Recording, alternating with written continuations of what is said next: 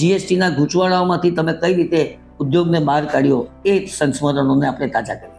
2017ની 1 જુલાઈથી જીએસટીના કાયદાનો અમલ શરૂ થયો, કારણ કે લોકોને એ બાબતમાં જ્ઞાન ન હતું. સરકારને તમે કઈ વાતો સમજાવી હતી? પણ કારણ કે ટેક્સટાઇલ આપણો જે ઉદ્યોગ છે એ ઉદ્યોગ બહુ કોમ્પ્લેક્સ છે. કારણ કે કાપડ પર 5% ટેક્સ હતો, ડ્રેસ મટીરિયલ પર અમુકની કિંમતની ઉપર 12% ટેક્સ હતો. એટલે જે 3 પીસ વેચાતું હતું તેના લોકો જુદા જુદા ભાગ કરીને વેચવાનું શરૂઆત કરી. સાહેબ, એવું નથી લાગતું કે જીએસટી એ બહુ ઉતાવળિયું પગલું હતું? કે બને ત્યાં સુધી ઓછો ટેક્સ ભરવો, ટેક્સમાંથી કેવી રીતે છટકવું અથવા કેવી રીતે બચવું અથવા કેવી રીતે એમાંથી ગૂંચવણમાંથી બહાર નીકળી જવું એ પહેલાં વિચારતા હોય છે. નમસ્કાર દર્શક દોસ્તો, હું છું નિખિલ મદ્રાસી અને મારી સાથે ઉપસ્થિત છે the southern Gujarat chamber of commerce and ઇન્ડસ્ટ્રીના ભૂતપૂર્વ પ્રમુખ શ્રી PM શાહ, શ્રી પ્રવીણચંદ્ર મૂળજીભાઈ શાહ. PM શાહ સાહેબે વર્ષ 2017-18માં ચેમ્બરનું નેતૃત્વ કર્યું હતું.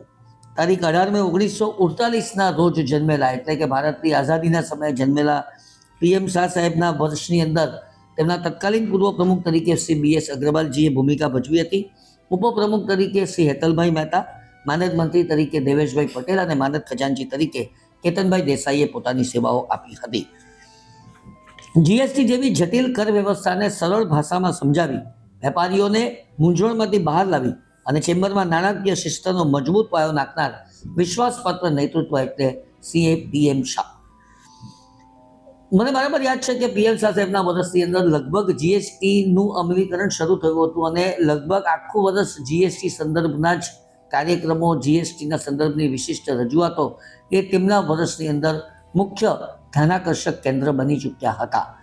તો સાહેબ, એ વાત કરો, એ ભૂતકાળને યાદ કરો કે જ્યારે જીએસટી અમલમાં આવ્યો અને ત્યાર પછી તમારા વર્ષની અંદર એ જીએસટીના ગૂંચવાડાઓમાંથી તમે કઈ રીતે ઉદ્યોગને બહાર કાઢ્યો એ સંસ્મરણોને આપણે તાજા કરીએ. 2017ની 1 જુલાઈથી જીએસટીના કાયદાનો અમલ શરૂ થયો. ખરેખર તે બહુ કોમ્પ્લેક્સ શરૂઆતના કિસ્સામાં, કારણ કે લોકોને એ બાબતમાં જ્ઞાન ન હતું. અને અત્યાર સુધી સ્ટેટમાં જે આપણો સેલટેક્સનો અને વેટનો કાયદો અમલમાં હતો તેને કારણે વન નેશન વન ટેક્સની જે ગવર્મેન્ટની એક સ્કીમ અને જે ફોર્મ્યુલા હતી તે અનુસાર એ લોકોએ જીએસટીનો કાયદો 1 જુલાઈ 2017થી અમલમાં લાવ્યા. પૂરા દેશમાં એક સરખા રેટથી બધાએ ટેક્સ ભરવાનો આવ્યો. અને જીએસટીના કાયદાની જે ખરેખર ખૂબી વિચારીએ તો આપણે વેપારીઓને શરૂઆતમાં કોઈ ખ્યાલ ન હતો, તેથી તકલીફ લાગી. વેટ જ્યારે હતો ત્યારે વેટ તમે ભરી દીધા પછી તેમાંથી તમને કોઈ વસ્તુની રિબેટ મળતું ન હતું. પરંતુ જીએસટીના કાયદામાં તમે ભરેલો 100 રૂપિયાના માલ પર માની લો કે 12 રૂપિયા જીએસટી ભર્યો છે અને તમે વસ્તુ 120 રૂપિયા વેચો છો તો તમને 120 રૂપિયા પર 12% લેખે 12 14 રૂપિયા 40 પૈસાનો ટેક્સ થાય. તેની સામે તમને 12 રૂપિયા સેટઓફ મળે અને ખાલી 2 રૂપિયા 40 પૈસાનો ટેક્સ ભરવાનો આવે. એ લોકોને સમજતા થોડીક વાર લાગી. એટલે શરૂઆતના સ્ટેજમાં અમારે ખૂબ મહેનત પડી લોકોને સમજાવવા માટે, અને તે માટે અમે ઘણા સેમિનાર પણ યોજ્યા હતા. રાઈટ. અને આખું વર્ષ લગભગ હું માનું છું કે તમે એ જ રજૂઆતની અંદર અને સરકારને પણ સમજાવવામાં સફળ થયા હતા. સરકારને તમે કઈ વાતો સમજાવી હતી? અમે સરકારમાં આપણા, કારણ કે ટેક્સટાઇલ આપણો જે ઉદ્યોગ છે એ ઉદ્યોગ બહુ કોમ્પ્લેક્સ છે, કારણ કે એમાં જુદા જુદા આપણા ઘટકો આવ્યા છે. દાખલા તરીકે શરૂઆત આપણું ટેક્સચરાઇઝિંગથી થાય. પીઓઆઈ યાન જે આવે છે તે પીઓઆઈ યાનમાંથી ટેક્સચરાઇઝિંગ અથવા ક્રિમ્પિંગ થાય. ત્યાર પછી એનું ટ્વિસ્ટિંગ થાય. ટ્વિસ્ટિંગ ઘણા લોકો પોતે કરે છે, પોતાના ઇનહાઉસ કરતા હોય છે, ઘણા પોતે જોબ વર્ક કરતા હોય છે. ત્યાર પછી એનું વિવિંગ થાય. વિવિંગ થયા પછી કાપડ પ્રોસેસ માટે જાય. પ્રોસેસ થયા પછી કાપડ વેચાય છે. એટલે એટલા બધા જુદા જુદા સ્ટેજ હતા કે એને કારણે એમાં ગૂંચવાડો ખૂબ લોકોને લાગતો હતો. કારણ કે કાપડ પર 5%નો ટેક્સ હતો, ડ્રેસ મટીરિયલ પર અમુકની કિંમતની ઉપર 12% ટેક્સ હતો. એટલે જે 3 પીસ વેચાતું હતું તેના લોકો જુદા જુદા ભાગ કરીને વેચવાનું શરૂઆત કરી. કારણ કે કાયદાનો દરેક જણ મેક્સિમમ લાભ મળે એનું વિચારે છે, અને એ બહુ નેચરલ હતું. એટલે એને માટે અમે સ્ટેટ લેવલ અને સેન્ટ્રલ લેવલ બંને લેવલ પર ખૂબ વખત દિલ્હી જઈને રજૂઆતો કરી. અમારા સદનસીબે આપણે ત્યાં આગળ જે કમિશનર આપણા રેવન્યુ સેક્રેટરી જે હતા તે હસમુખભાઈ અડિયાજી હતા અને તે ગુજરાતી હતા. અને તેને કારણે અમે લોકો જ્યારે પણ મળવા જઈએ ત્યારે કે હવે તમને ઉતાવળ છે આજે કે આજે જવાના છો, તો અમને પહેલું પૂછી લે. અમે કે ના સાહેબ આજે તો રોકાવાના છીએ. તો કે તમે થોડી વાર બેસો, હું બાકીના જે તામિલનાડુથી અથવા તો મહારાષ્ટ્રથી અથવા તો ઇચલકરંજીથી અથવા તો નોર્થમાંથી લુધિયાણાથી જ્યાંથી પણ આવ્યા હોય એ લોકોને પહેલાં સાંભળી લે. પછી અમને શાંતિથી બોલાવે અને કહો કે શું શું હવે તમને તકલીફ છે, એનો તમે શું નિરાકરણ સમજો છો અથવા માગો છો. એ પ્રમાણે અમારી સાથે ખૂબ સહજતાથી વાત કરી અને એ જે અમારું ઇન્ટરેક્શન થયું એને કારણે ટેક્સટાઇલ ઉદ્યોગને ખરેખર ખૂબ લાભ થયો. રાઈટ. સાહેબ એવું નથી લાગતું કે જીએસટી એ બહુ ઉતાવળિયું પગલું હતું? જો આપણે વિચાર કરીએ તો એ આપણું ઉતાવળિયું પગલું એટલા માટે ન ગણાય કારણ કે આ કંઈ નવો કન્સેપ્ટ નથી.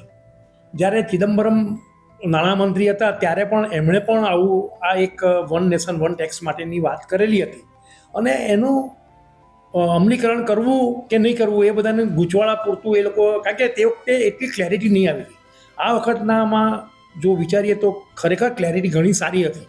પરંતુ એવું છે કે દરેક જણની માનસિકતા જે આપણા વેપારીઓની છે કે બને ત્યાં સુધી ઓછો ટેક્સ ભરવો, ટેક્સમાંથી કેવી રીતે છટકવું અથવા કેવી રીતે બચવું અથવા કેવી રીતે એમાંથી ગૂંચવણમાંથી બહાર નીકળી જવું એ પહેલાં વિચારતા હોય છે. અને એને કારણે શું છે કે આમાં આ બધી છટકબારીઓ ઘણી ઓછી છે અને ઓછી હતી. તેને કારણે થોડીક તકલીફ લોકોને લાગતી હતી કારણ કે ટેક્સ ભરવાનો આવે ને એટલે લોકોને તકલીફ લાગે. રાઈટ. પણ હવે જીએસટી સેટ થઈ ગયો ખરો? ઘણા મહદઅંશે, કારણ કે હમણાં લાસ્ટ આપણે વિચારીએ તો 6 મહિના પહેલાં ગવર્મેન્ટે રેટમાં ઘણો ઘટાડો કર્યો. અમુક આઇટમોમાં 0% કરી દીધા. જે 12% 18% કર્યા, 12%નો સ્લેબ કાઢી નાખી 5% અને 18% કર્યા. જે મેક્સિમમ રેટ હતો તે પણ ઘટાડ્યો, 28% કર્યો. એ હિસાબે ખરેખર ગવર્મેન્ટનું આ જે પગલું તે બહુ સ્તુત્ય ગણાય. કારણ કે લોકોના મગજમાં જે અમુક જે કન્સેપ્ટ હતા તે દૂર થઈ ગયા. જીવન જરૂરિયાતની ઘણી બધી વસ્તુઓ પરના ટેક્સ એ લોકોએ નાબૂદ કરી નાખ્યો, જીએસટી 0 કરી નાખ્યો અને આને કારણે ઘણો ફરક પડ્યો. અને હવે જો ફાયદો ગવર્મેન્ટને થયો છે કારણ કે રેવન્યુ વધી છે. લોકો હવે એવું વિચારતા થયા છે કે 5% જ ભરવાના છે, ચાલો ભરી દો. કારણ કે મેં તમને કહ્યું તે પ્રમાણે 100 રૂપિયાની વસ્તુ મેં ખરીદ કરીને જો હું 5 રૂપિયા ભરીને આવ્યો છું ને હું 120 વેચું તો 6 ભરવાના છે, તો મારે ફક્ત રૂપિયો જ ભરવાનો છે. એટલે હું એ રૂપિયો ભરવા તૈયાર થઈ ગયો છું. ચોરી કરવાની મારી દાનત અથવા તો હું ટેક્સ છુપાવું એ દાનત નીકળી ગઈ છે. અને તેથી ગવર્મેન્ટની રેવન્યુ તમે જો વિચારશો તો શરૂઆતના સ્ટેજમાં જ્યારે ઇમ્પ્લિમેન્ટેશન થયું ત્યારે 70,000 કરોડ હતી, એના માટે દર મહિને હવે 2 લાખ કરોડની ઉપર રેવન્યુ આવતી થઈ ગઈ છે. એ બતાવે છે કે લોકોની માનસિકતામાં ખૂબ ફેર થયો છે, રેવન્યુ ખૂબ વધી છે અને ગવર્મેન્ટને ફાયદો છે. દર્શક મિત્રો, ભૂતપૂર્વ પ્રમુખ શ્રી PM શાહની સાથે આપણે વાતમાં આગળ વધી રહ્યા છે. વૈશ્વિક વિસ્તરણ એમના વર્ષમાં થયું હતું અને ખાસ કરીને બાંગ્લાદેશમાં ચેમ્બરની ઓફિસ કાર્યરત કરી સુરતના કાપડ ઉદ્યોગ માટે નિકાસના નવા દ્વાર તેમણે ખોલ્યા હતા. સાહેબ, આ વાત શું છે? અમે લોકોએ તે વખતે એવું વિચાર્યું હતું કે ભાઈ બાંગ્લાદેશમાં એટલા માટે ઓફિસ ખોલવી જોઈએ કે આપણો માલ ત્યાં ખૂબ જતો હતો. વેપારીઓની એક ડિમાન્ડ હતી કે આપણે ત્યાં આગળ જે આપણો કોઈક રિપ્રેઝેન્ટેટિવ હોય અથવા તો આપણું કોઈક ઓફિસ જેવું હોય તો આપણે માટે સારું પડે. ચેમ્બરે એ વેપારીઓની સંસ્થા છે એટલે ચેમ્બરે વેપારીઓના હિતને માટે આપણે સામાન્ય વિચાર કરીએ તો જે સારા અને સ્તુત્ય પગલાં લેવા જોઈએ તે લેવાવા જોઈએ. અને એના સંદર્ભમાં જ અમે આપણા એક રિપ્રેઝેન્ટેટિવને શરૂઆતમાં ટ્રાયલ બેઝ પર ત્યાં મોકલ્યા અને અમે જોયું કે આપણને ત્યાંથી સારો એવો વેપાર મળી શકે એવો છે.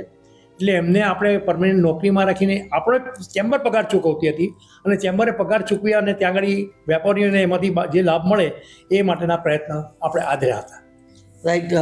મિત્રો, આગળ વધ્યા અને તમે ખાસ કરીને સ્પાર્કલ એક્ઝિબિશન જે વર્ષોથી થતું હતું એ B2C થતું હતું. તમારા વર્ષમાં પહેલી વખત એને B2B એટલે કે બિઝનેસ ટુ બિઝનેસ તમે કર્યું. એની પાછળનું શું લોજિક હતું, શું તર્ક? બેઝિકલી B2C મતલબ જે આપણા સુરત શહેરના જે ગ્રાહકો છે તેને અનુલક્ષીને જ આપણે આ સ્પાર્કલ કરતા હતા અને તેને કારણે સુરતની જનતાને ખૂબ સારો લાભ મળતો હતો. એનો પ્રતિસાદ પણ ખૂબ સારો હતો. પરંતુ સામે એક માંગ હતી કે ભાઈ જે બહારથી આવનારા મોટા વેપારીઓ છે એ લોકો માટે કોઈ જોગવાઈ નથી. અથવા તો આપણા ત્યાં સુરતમાં ડાયમંડની જ્વેલરી પણ બનતી હતી, તો ડાયમંડ જ્વેલરી માટેનું કંઈક હબ ઊભું થાય અને એને માટે એની વૈશ્વિક ડિમાન્ડ અથવા તો આપણા જે બહારથી આવતા વેપારીઓને કંઈક લાભ થાય એવો એક વિચાર આવે. અને અમે ડાયમંડના વેપારીઓની સાથે અથવા તો જે મેન્યુફેક્ચરરો હતા તેની સાથે વાતચીત કરી, તો એ લોકોએ પણ અમને સારો રિસ્પોન્સ આપવાનું નક્કી કર્યું. એટલે આપણે ફર્સ્ટ ટાઈમ એવું વિચાર કર્યું કે આપણે B2C કરીએ છીએ તો ખરેખર તો B2B અલગ કરવું જોઈએ, પણ B2Bમાં અલગમાં એટલો રિસ્પોન્સ કદાચ મળે કે ન મળે, એટલે આપણે આ B2Cની સાથે જ B2Bનો એક્ઝિબિશનમાં સ્પાર્કલનું ચાલુ કર્યું. અને મને કહેતા ખૂબ આનંદ થાય છે કે આપણને ખૂબ સારો રિસ્પોન્સ મળ્યો અને જે બાયર્સો B2Bમાં પણ આવ્યા એ લોકોને ખૂબ સંતોષ થયો. રાઈટ મિત્રો, તારીખ 18મી મે 1948ના રોજ જન્મેલા શ્રી પ્રવીણચંદ્ર મૂળજીભાઈ શાહ વ્યવસાય ચાર્ટર્ડ એકાઉન્ટન્ટ હોવાથી સ્વભાવગત રીતે જ અત્યંત ચીવટ અને ચોકસાઈના આગ્રહી છે. 88 એટલે કે 1988થી ચેમ્બરની મેનેજિંગ કમિટીમાં કાર્યરત પ્રવીણભાઈ, જેઓ વ્યાપારી જગતમાં પીએમના ગુલામના નામથી જાણીતા છે, તેમણે હંમેશા ક્વોલિટી એટલે કે ગુણવત્તાને પ્રાધાન્ય આપ્યું છે. ચેમ્બરનો સ્ટાફ હોય કે ઉદ્યોગપતિઓ, સૌની સાથે ઓ ભૈલા કહીને વાત કરવાની તેમની આત્મીય શૈલી તેમને અન્યોથી અલગ તારવે છે. ચેમ્બરમાં પ્રવેશતાની સાથે જય શ્રી કૃષ્ણ કહીને વાતાવરણને જીવંત બનાવી દેવાની તેમની રીત આજે પણ સૌને યાદ છે. આ બે શબ્દો ઉપર આપણે વાત કરીએ. ઓ ભૈલા, આવું તમને કેમ હંમેશા કહેવાનું મન થાય તે સમજાતું જ નથી, અને જય શ્રી કૃષ્ણ બંને. હું એવું માનું છું, ભૈલા એનો મતલબ એ છે કે આપણે એક ચેમ્બર એ આપણો પરિવાર છે. એ કોઈ વ્યક્તિ ઊંચો નથી, કોઈ વ્યક્તિ નીચો નથી. અને બેઝિકલી તમે પ્રમુખ થયા એ તમારો ભગવાનની તમારી પર કૃપા છે એટલે તમે પ્રમુખ થયા. અને તમારી જીત ફક્ત તમારા સ્ટાફથી અથવા તો તમારા સબોર્ડિનેટથી જ થઈ શકે છે. એટલે આપણે એવું વિચારવું જોઈએ કે આપણા ઉપપ્રમુખ હોય, આપણું સેક્રેટરી હોય, આપણું ટ્રેઝરર હોય કે આપણો ઓફિસનો કોઈ કર્મચારી હોય, એ બધાનો આપણને મેક્સિમમ આપણને સપોર્ટ મળે તો જ આપણે તેમાંથી આપણે એક સારું પરિણામ આપી શકીએ ચેમ્બરને. અને બહુ જો સાચી વાત કરીએ તો એક આત્મીયતાનો ભાવ, કારણ કે આપણો સ્ટાફ એ આપણો પોતાનો છે, ઘરનો માણસ છે. અને તેથી જો એને આપણે ઘરના તરીકે ટ્રીટ કરશું તો ઓટોમેટિક એને કામ કરવાનો ઉત્સાહ વધશે. અને એ મને જોયું કે મારા વર્ષમાં ખરેખર ખૂબ સારું કામ થયું અને કદાચ અમે મેક્સિમમ સેવિંગ ખર્ચાઓમાં આગલા વર્ષોની સરખામણીમાં ખૂબ કરી છે. રાઈટ. જય શ્રી કૃષ્ણ બોલવાનું કારણ તમે શ્રીનાથજી બાવામાં માનો છો એટલે? એ શ્રીનાથજી બાવામાં માનું છું, એમાં હું કોઈ બે મત નથી. જય શ્રી કૃષ્ણ બોલવું કે જય જીનેન્દ્ર કહેવું કે જય સ્વામિનારાયણ કહેવું, એ દરેકની પોતપોતાની આગવી રીત છે. હું મારા પોતાના કોઈ પણ ક્લાયન્ટને અથવા મારા મિત્રને, દાખલા તરીકે તે જૈન હોય તો હું શરૂઆત કરું છું ત્યારે એને હંમેશા જય જીનેન્દ્ર કરીને વાત શરૂ કરું છું. અને જ્યારે એ મને ફોન કરે છે ત્યારે એ પહેલાં મને જય શ્રી કૃષ્ણ કરે છે. અને જ્યારે હું કોઈક સ્વામિનારાયણવાળા મારા મિત્રને ફોન કરું તો હું જય સ્વામિનારાયણ કરીને વાત કરું છું, એ મને જય શ્રી કૃષ્ણ કરીને વાત કરે છે. એટલે કહેવાનો મતલબ તાત્પર્ય છે કે ભગવાનમાં કોઈ આપણે જે ફાટા પાડીએ તેવા ફાટા નથી. એક આત્મીયતા એકબીજાની સાથે આવે અને તે કારણસર હું બધાને હું વૈષ્ણવ હોવાથી જય શ્રી કૃષ્ણ કહીને બધાને સંબોધન કરું છું. અને એમ કરીને આપણે એકબીજા સાથે ખૂબ નિકટતાથી એક સંપર્કમાં રહીએ, એ એક મારો પ્રયાસ હતો. રાઈટ. મિત્રો, પ્રવીણભાઈ શાહ એટલે એક એવા સુકાની જેમણે હંમેશા અન્યોને હું છું ને ચિંતા નહીં કર કહીને હિંમત આપી છે. આવું બોલવાથી હિંમત આવી જાય? હું જ્યારે ચેમ્બરમાં થયો પ્રેસિડન્ટ ત્યારે મેં એક જ વસ્તુ નક્કી કરી હતી કે કોઈ પણ વ્યક્તિ કે જેને હું કોઈક કામ સોંપીશ ત્યારે એની પર હું 100%નો ટ્રસ્ટ રાખીશ. અને ટ્રસ્ટ રાખીને જે કંઈ પણ કામ કરાવવું પડે તે હું એની પાસે કરાવીશ. અને જ્યારે કોઈક વખત એવું તો બનવાનું જ નથી કે કોઈ પણ હું કામ કોઈને સોંપું એટલે 100% સંપૂર્ણ રીતે કરી જ શકે. કોઈ તકલીફ પણ એને આવે અથવા કોઈ પ્રોબ્લેમ પણ આવે. જ્યારે કોઈ પ્રોબ્લેમ આવે મારી પાસે આવે ત્યારે હું એમ એટલું જ કહું કે ભાઈ ચિંતા નહીં કર, મેં તને કામ સોંપ્યું છે તું કરી દે, તારાથી નહીં થાય કંઈ તકલીફ પડે તો હું છું એ that is to give a boost and confidence to in that particular person. Right. ગુજરાતની તમામ ચેમ્બર્સોને માટે તમે એક તાંતરે બંધાઈ અને સરકાર સમક્ષ રજૂઆત કરી શકાય એ માટે તમે કાર્યશીલ થયા હતા. અને તમારા વર્ષમાં GCCI એટલે કે ગુજરાત ચેમ્બર ઓફ કોમર્સમાં અને ઇન્ડસ્ટ્રીની અંદર પણ પહેલી વખત કદાચ ચેમ્બરને સ્થાન મળ્યું હતું. એ વાત શું છે? અત્યાર સુધી એવું હતું કે આપણું સદન ગુજરાત ચેમ્બર ઓફ કોમર્સ ખૂબ સારું કામ કરી રહ્યું હતું, પરંતુ ગુજરાતની બધી જ ચેમ્બરો, આપણું દક્ષિણ ગુજરાત ચેમ્બર ઓફ કોમર્સ એટલું નહીં, પરંતુ સૌરાષ્ટ્રના બધા, નોર્થ ગુજરાતના, અને એ બધા જ ચેમ્બર ઓફ કોમર્સો પોતપોતાની રીતે કામ કરતા હતા. કારણ હું જે વર્ષે પ્રેસિડેન્ટ થયો તે વખતે શૈલેષભાઈ પટવારી, જે અમારા અંગત સ્નેહી છે અને એ વાઘબકરી ચાવાળાના જમાઈ થાય, વાઘબકરી ચાવાળા અમારા ખડાયતા વણ્યા છે, વૈષ્ણવ છે, એ હિસાબે એમની સાથેનો સંબંધ વધારે ઘેરો થયો. એટલે મેં એક એવી એમની સાથે વાત કરી કે શૈલેષભાઈ, આપણે દરેક જણા પોતપોતાની રીતે અલગ અલગ રીતે રિપ્રેઝન્ટેશન કરી રહ્યા છીએ. આપણા બધાનો મુદ્દો અને હેતુ એક જ છે કે આપણે આપણા વેપારીઓને જ્યાં તકલીફ પડે છે તેને એમાંથી કેવી રીતે નિકાલ લાવવો, આપણે ગવર્મેન્ટમાં કેવી રીતે રજૂઆત કરવી, એ માટેનું એક પ્લેટફોર્મ પૂરું પાડીએ છીએ. હું એવું માનું છું કે બધા જુદા જુદા જઈને જો આપણે ત્યાં આગળ રજૂઆત કરીએ તો કદાચ એવું બને કે મારો કોઈ કહેવાનો સૂર અને તમારો કહેવાનો સૂર થોડો અલગ બનતો હોય, આપણો મોટો એક જ છે, અને એને કારણે સરકારને એવું ફાવતું આવી જાય છે એડવાન્ટેજ લઈ કે ભાઈ આમાંથી આ વસ્તુ તો તમે હમણાં આવું કીધું ને હમણાં આવું કીધું. એટલે જો આપણે એક પ્લેટફોર્મ પર ભેગા થઈએ તો આપણો એક જ સૂર જાય તો આપણે માટે અને વેપારીઓ માટે ખૂબ ફાયદાકારક થાય. એ બેઝ પર અમે લોકોએ વાટાઘાટ કરી અને ફર્સ્ટ ટાઈમ અમે લોકોએ ગુજરાત ચેમ્બરના નેજા હેઠળ આપણે લોકોએ બધા જ ગુજરાતની ચેમ્બરોએ એક થઈ અને કામ કરવાનું નક્કી કર્યું. રાઈટ. મિત્રો, કાર્યશૈલીમાં એક પ્રકારના એક વૈરાગ્યનો ભાવ એમની શૈલીમાં વપરાય છે. એસબીસી આપણી તરફ જાણે ગીતાના કર્મણીયમાં અધિકારસ્ય સૂત્રને તેમને જીવનમાં આત્મસાત કર્યું હોય. જે રીતે સંન્યાસી ફળની આશા વગર સમાજનું કલ્યાણ કરે છે, તેમ પીએમ શાહ સાહેબે પણ ચેમ્બરમાં રહીને નિસ્વાર્થ ભાવે ઉદ્યોગ જગતની સેવા કરી છે. એસબીસી એટલે કે SGCCI બિઝનેસ કનેક્ટ, જે બિઝનેસ કનેક્ટની અંદર આપવાની વાત છે, લેવાની વાત ઓછી છે. મારું મારું કરશો તો મરી જશો, પણ તારું તારું કરશો તો તરી જશો ની વાત છે. આ એસબીસીનો જન્મ, આજે એસબીસી એટલે મોર્નિંગ ચેપ્ટર, એસબીસી એટલે ઇવનિંગ ચેપ્ટર, એસબીસી એટલે ઇવનિંગનું બીજું ચેપ્ટર, એસબીસી એટલે ટેક્સટાઇલનું અલગ ચેપ્ટર. પરંતુ આ અત્યારે જે આખી ટોચ ઉપર ઘટના છે તેના મૂળિયાની અંદર પીએમ શાહ સાહેબ હતા. આ આઈડિયા તમને કેવી રીતે આવ્યો હતો? મૂળિયા શબ્દો વાપરવું ખરાબ છે.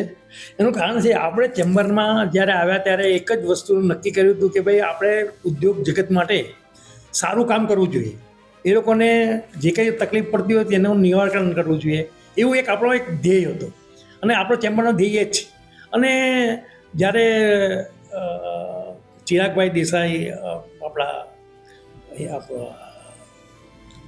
નામ શું, દીપકભાઈ શેઠવાળા, હું પોતે એ લોકો 3-4-5 મિત્રો મારી પાસે આવ્યા કે ભાઈ આવું કંઈક અમે લોકોએ પ્લાનિંગ વિચાર્યું છે. તો મેં એ લોકોને એટલું જ કીધું કે મારા તરફથી તમને 100% છૂટ છે, તમે આ જે વિચાર કર્યો તે બહુ ખૂબ સારો છે.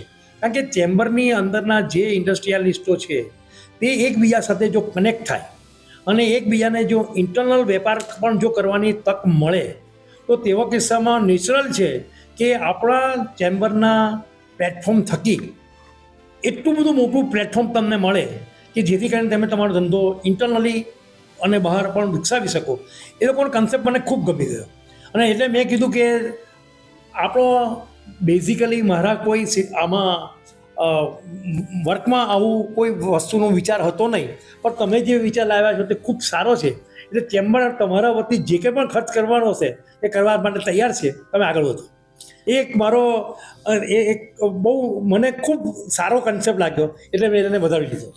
દર્શક મિત્રો, પીએમ શાહ સાહેબની સાથે વાતમાં આગળ વધીએ. સહકારી ક્ષેત્રમાં તમારા પાયા બહુ મજબૂત છે અને ઘણી બધી બેંકોના પેનલિસ્ટ તરીકે તમે સેવા આપી છે. તમે અત્યારે કદાચ 75ની ઉપરના હશો અને તે છતાં પણ હજુ પણ કાર્યરત છો. એ કાર્યદક્ષતાનું કારણ શું? તો ભગવાનની ખૂબ કૃપા છે. કેટલા વર્ષ તમારી ઉંમર? મને 78 પૂરા થયા. વાહ. એવું પણ એમાં એને માટે મેં તમને કીધું એ ભગવાનની કૃપા હોય ને તો જ આ વસ્તુ બની શકે છે. કોઓપરેટિવ સેક્ટરમાં હું લગભગ 3-4 બેંકોમાં મેનેજિંગ ડિરેક્ટર તરીકે સેવાઓ આપી હતી અને હાલમાં હું સર્વોદય બેંકમાં બોર્ડ ઓફ મેનેજમેન્ટમાં કામ કરી રહ્યો છું. અને સર્વોદય બેંકની સ્થાપના હું વાત કરું તો હું એમના સ્થાપક ડિરેક્ટર હતો. પાછળથી મેં મચથી છોડી દીધું હતું કારણ કે મારા એરિયાની બહારનું હતું. તે વખતે ગરનાળાને છોડો એટલે સુરત શહેર પૂરું થઈ જતું હતું અને ત્યાંનું એ જે વરાછા વિસ્તાર એ સુરત શહેરની જ્યારે બહાર હોય, ગામડું હોય એવું વિચારતા હતા. પરંતુ હું તે વખતે એ લોકોનો સુરત શહેરનો એક જ શેર હોલ્ડર હતો અને હું એ લોકોનો સ્થાપક ડિરેક્ટરમાં હતો અને સારું કામ અમે ત્યાં કર્યું હતું. અને ત્યાર પછી તો હું સુરત નાગરિક બેંક, બધી બેંકોમાં ત્રણેક જગ્યાએ હું ડાયરેક્ટર તરીકે, આદિનાથ બેંકમાં ડાયરેક્ટર, બધી ઘણી જગ્યાએ થયો. અને જે કોઓપરેટિવ સેક્ટરમાં જે શરૂઆતમાં તો નેશનલાઇઝ બેંક અને પ્રાઇવેટ સેક્ટર બેંકનું કંઈ એવું વેઇટેજ નહીં હતું, અથવા તો એ લોકોનું ઇન્વોલ્વમેન્ટ નહીં હતું ધિરાણ માટે. અને સુરત શહેર પહેલેથી હું પ્રોજેક્ટ ફાઇનાન્સનું કામ વર્ષોથી કર્યો હતો ચાર્ટર્ડ એકાઉન્ટન્ટ થયા પછી. અને ચાર્ટર્ડ એકાઉન્ટન્ટ થયા પહેલાં પણ મેં પ્રોજેક્ટના કામ માટે એટલા માટે મને ઇન્ટરેસ્ટ એમાં પડ્યો કે જ્યારે હું મારા આર્ટિકલશીપ કરતો હતો ત્યારે સુરતની લગભગ બધી જ સિનેમા ગૃહો બંધાયા હતા અને એ બધાના જ પ્રોજેક્ટ રિપોર્ટો બનાવવામાં મારો સિંહ ફાળો રહ્યો હતો. અને કારણ કે તે વખતે મને એમાં ઇન્ટરેસ્ટ ખૂબ પડ્યો કે આ એક કંઈક ઓડિટ, અને કારણ કે અમારી વખતે તો શરૂઆતના સ્ટેજમાં તો કોઈ કમ્પલસરી આ જે ટેક્સ ઓડિટ ને એવું હતું નહીં. ફક્ત ટ્રસ્ટના અને એવા જે બધા ઓડિટ આવતા એટલા જ ઓડિટ કરવાના આવે, કાં સર્ટિફિકેશન આવે, કાં મોટી કંપનીના ઓડિટ આવે. એ સિવાય કંઈ ઓડિટમાં એટલું વર્ક હતું નહીં. ઇન્કમ ટેક્સ અને આ જ હતું. પ્રોજેક્ટ ફાઇનાન્સનું પણ કામ આવું હતું નહીં. અને તે બધા જ સિનેમા ગૃહોના પ્રોજેક્ટ મેં બનાવ્યા ત્યારે મને એમ થયું કે આ એક ખરેખર નવી લાઈન છે અને એમાં ખૂબ ઇન્ટરેસ્ટ મને પડ્યો. ફાઇનાન્સમાં મને ત્યાર પછી જ એમાં ઇન્ટરેસ્ટ પડ્યો. અને હું જ્યારે સીએ થયો ત્યારે હું નસીબદાર કે વખારિયા ગ્રુપ બહુ મોટું તે વખતે હતું અને ફૂલચંદભાઈએ મને બોલાવ્યો અને કીધું કે અમે સ્ટેટ બેંક ઓફ સૌરાષ્ટ્રમાં અમે બેન્કિંગ કરી રહ્યા છીએ, તો અમે અમારું કામ સંભાળો ફાઇનાન્સ માટેનું. અને મને ખૂબ કહેતા આનંદ થાય છે કે એ લોકોની સાથે રહીને મને ખૂબ શીખવા મળ્યું. અને સ્ટેટ બેંક ઓફ સૌરાષ્ટ્રના ભાવનગરમાં અમે લોકો જ્યારે જતા હતા ત્યારે ત્યાંના ઓફિસરો એટલા બધા સારી રીતે મને જ્યાં કોઈ વસ્તુમાં તકલીફ પડતી હતી અથવા નહીં સમજ પડતી હતી મને સમજાવતા હતા. અને એને કારણે હું પ્રોજેક્ટ ફાઇનાન્સમાં ખૂબ સારું કામ કરી શક્યો. એનો મને આનંદ છે. એટલે private sector bank, nationalise bank અને કોઓપરેટિવ સેક્ટર, એ કારણ કે સુરત પીપલ્સ બેંક જ એક તે વખતે સારામાં સારી, અને નાના કાકા તે વખતે ચેરમેન, અને તે લોકોએ મને ખૂબ સપોર્ટ કરીને કીધું કે, અને કારણ કે મને જે શીખવા મળ્યું તેનો બધાનો લાભ મેં સમાજને આપવાનો પ્રયત્ન કર્યો છે. સાથે તમે આમ બહુ કડક અને ઉગ્ર સ્વભાવના છો એવું કહેવાય છે, વાત સાચી? એક વસ્તુ હંમેશા નિખિલભાઈ સમજવી કે જે લોકો સાચા બોલા છે અથવા સાચાને માર્ગ અપનાવે છે એ લોકો શોર્ટ ટેમ્પર રહેવાના જ. કારણ કે એ લોકોથી ખોટું સહન ન થાય ને ન થાય એટલે તરત ઉગ્ર થઈ જાય, એ સ્વાભાવિક છે.